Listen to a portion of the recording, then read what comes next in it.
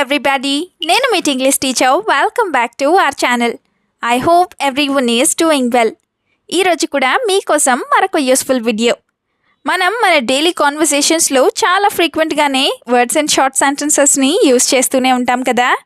అయితే ఈరోజు వీడియోలో మన డైలీ లైఫ్లో చాలా ఎక్కువగా యూస్ చేస్తూ ఉండే వర్డ్స్ అండ్ షార్ట్ సెంటెన్సెస్ని ఇంగ్లీష్లో ఈజీగా ఏ విధంగా చెప్పాలో క్లియర్గా కొన్ని ఎగ్జాంపుల్స్తో ఇప్పుడైతే చూసేద్దాం.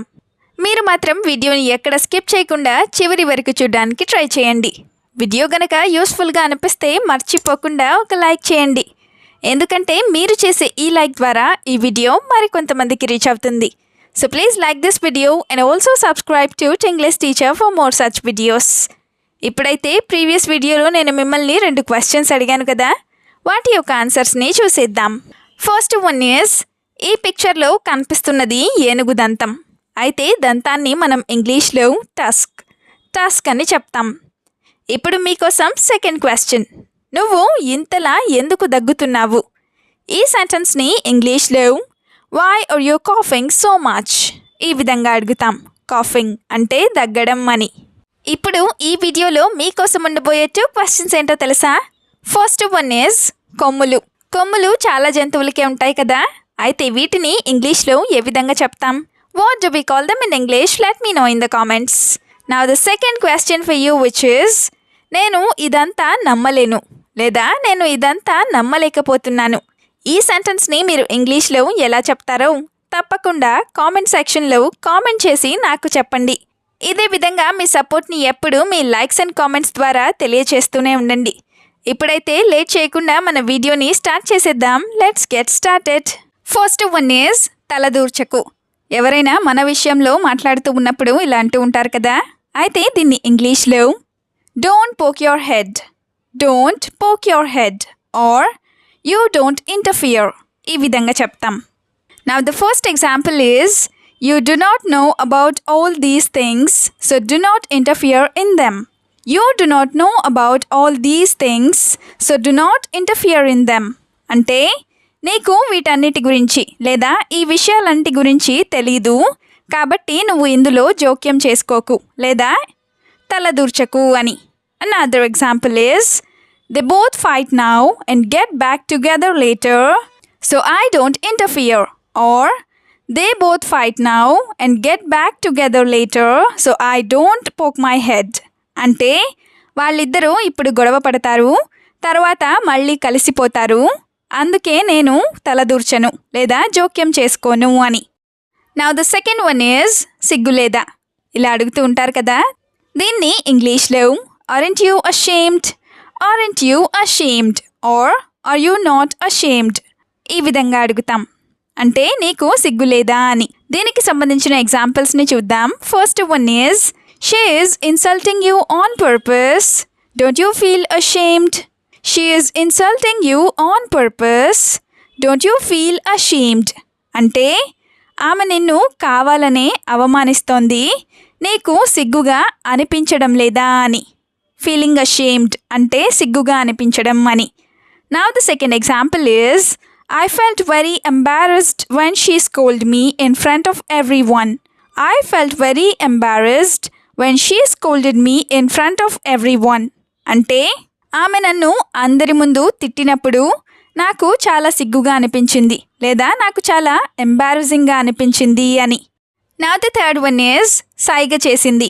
దీన్ని కూడా మనం మన డైలీ కాన్వర్సేషన్స్లో యూస్ చేస్తూనే ఉంటాం కదా. అయితే దీన్ని ఇంగ్లీష్లో షీ జెస్చర్డ్ ఈ విధంగా చెప్తాం. జెస్చర్స్ అంటే సైగలు అని.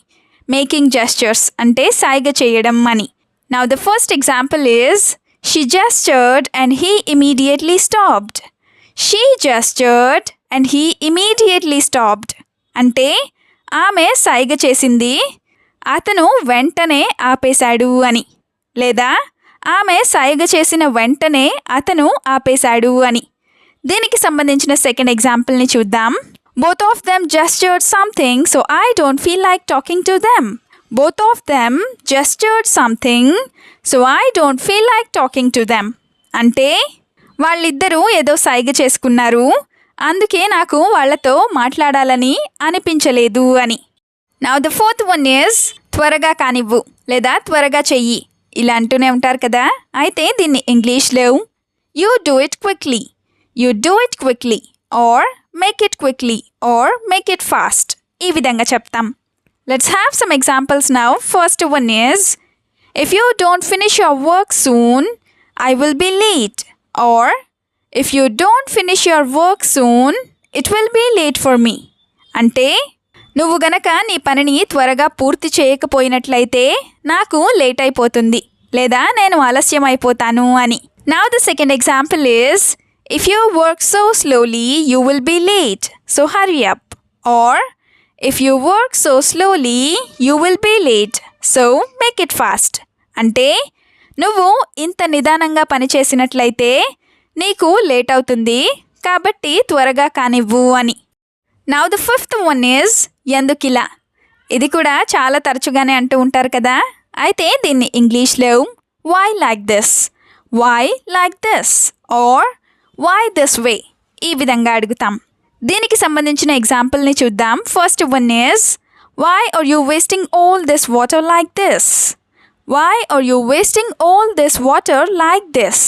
అంటే నువ్వు ఈ నీళ్ళన్నిటినీ లేదా ఈ నీటినంతా ఎందుకిలా వృధా చేస్తున్నావు లేదా వేస్ట్ చేస్తున్నావు అని. Another example is I don't really understand why this is happening to me or I really don't understand why this is happening to me. అంటే ఇదంతా నాకు ఎందుకు జరుగుతుందో నాకు నిజంగా అర్థం కావడం లేదు అని. ఐ రియలీ డోంట్ అండర్స్టాండ్ అంటే నాకు నిజంగా అర్థం కాలేదు లేదా అర్థం కావట్లేదు అని. Now the sixth one is ఇంకెన్నాళ్ళు లేదా ఇంకా ఎన్నాళ్ళు ఇలా కూడా అడుగుతూనే ఉంటారు కదా.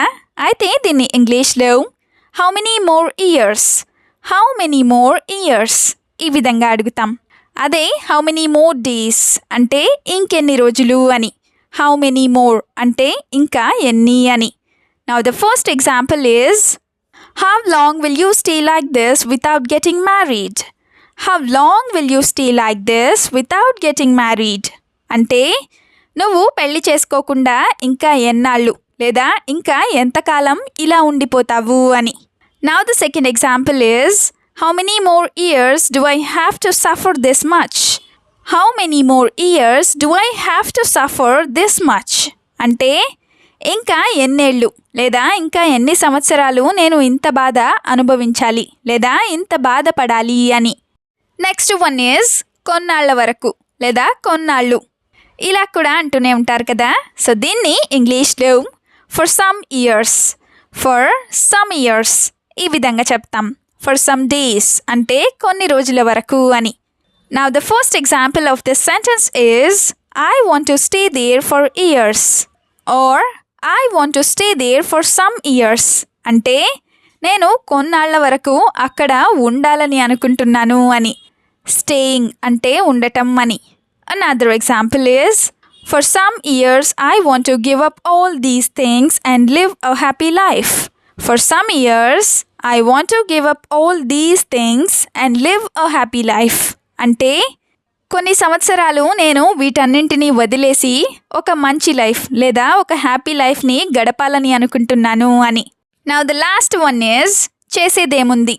చేసేదేమీ లేనప్పుడు ఇలా అనుకుంటూ ఉంటారు కదా. అయితే దీన్ని ఇంగ్లీష్లో what is there to do, what is there to do ఈ విధంగా అడుగుతాం. అంటే చేసేది ఏమీ ఉంది అని. For example there is nothing we can do in this situation. God will take care of everything. There is nothing we can do in this situation. God will take care of everything. అంటే ఈ సిచ్యువేషన్లో లేదా ఈ సందర్భంలో మనం చేసేది ఏమీ లేదు, దేవుడే అంతా చూసుకుంటాడు అని. Another example of this sentence is having nothing to do I ate spoiled rice. Having nothing to do I ate spoiled rice. అంటే చేసేది ఏమీ లేక నేను పాడైపోయిన అన్నాన్ని తిన్నాను అని. వీడియోని ఎండ్ వరకు చూసినందుకు థ్యాంక్ యూ సో మచ్. వీడియోలో ఉన్న సెంటెన్సెస్ అన్నీ తరచూ ప్రాక్టీస్ చేస్తూ ఉన్నట్లయితే you will become a better and fluent English speaker. ఈ వీడియో మీకు ఏ విధంగా అనిపించిందో మీ ఫీడ్బ్యాక్ని మాత్రం తప్పనిసరిగా కామెంట్ సెక్షన్లో కామెంట్ చేసి చెప్పండి. We'll meet you again with a useful and interesting video. Until then, keep learning, keep practicing, and keep supporting Tinglish Teacher. Have a good day. Bye bye.